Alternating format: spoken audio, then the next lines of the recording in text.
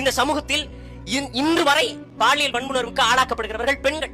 அந்த பெண்களிடம் போய் எல்லோரும் சொல்கிறது, உன்னிடத்தில் வந்து ஒருவன் உன் வாயை தொட்டால் அல்லது தொடக்கூடாத இடத்தில் தொட்டால் அது பேட் டச் என்று பெண்களிடத்தில் கற்பிக்கின்ற இந்த சமுதாயம் ஏதாவது ஒரு ஆணிடத்தில் போய் இந்த இடத்தில் நீ பெண்ணை தொடக்கூடாது என்று ஆணுக்கு இந்த சமூகம் கற்பித்திருக்கிறதா என்றால் இல்லை.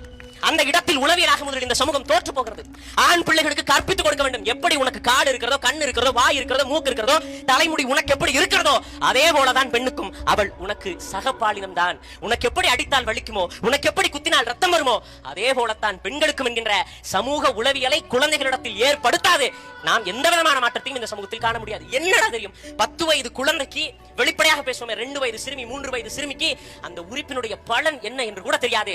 அந்த குழந்தையை ஒருவன் பாலியல் வன்புணர்வுக்கு ஆளாகிறான் என்றால் உண்மையிலேயே இந்த சமூகத்தில் இருந்து அப்புறப்படுத்த வேண்டிய அழுக்குகள்.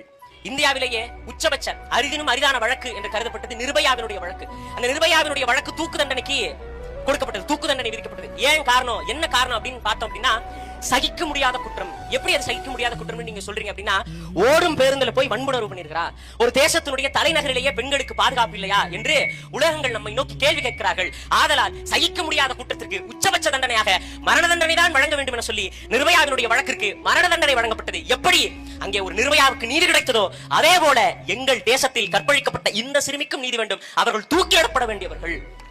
கேட்டா சீமான் வந்து மிகைப்படுத்தப்பட்ட கற்பனைகளை தான் பேசுவாரு. சுட்டுக் கொள்றதால நடக்காதுங்க, அது எப்படிங்க அப்படின்னு நீங்க கேட்கலாம். அப்ப சவுதி அரேபியாவிலும் ஈரான்லயும் சுட்டுக் கொள்றாங்களே, அது மட்டும் எப்படி நடைமுறையில இருக்கு? உண்மையில் நான் சொல்றேன், ஒரு சமூக அச்சத்தை இவர்களுக்கு ஏற்படுத்தும். என்ன மாதிரியான சமூக அச்சம் அப்படின்னா, பெண்களை தொட நினைக்கிறான், வன்முணர்வு பண்ணணும்னு நினைக்கிறான், யோசிக்கும் பொழுதே ஐயோ சட்டம் கடுமையாக இருக்கிறது, தண்டனை கொடுமையாக இருக்கிறது என்கின்ற சமூக அச்சத்தை அவனிடத்தில் நாம் ஏற்படுத்தாது இந்த பாலியல் குற்றங்களை நம்மால ஒழிக்க முடியாது.